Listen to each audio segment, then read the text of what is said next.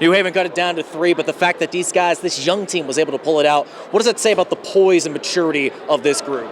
Well, it's growing is what it is. It's growing, right? They responded well. We talked as a staff there in that stretch where they cut it to 3 of do we need a timeout or do we want to try and let them learn and grow right here? And they really rallied. It wasn't perfect. I told them that, but they really showed that maturity to come together. You know, they're a hungry group.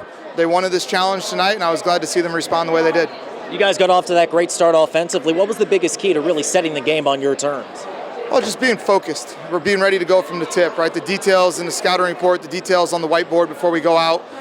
And that's what we want. They need to be focused and ready to go. They're a tremendously talented group. And so when we set that focus, our maturity can show sometimes early, and we didn't want that to be the case tonight.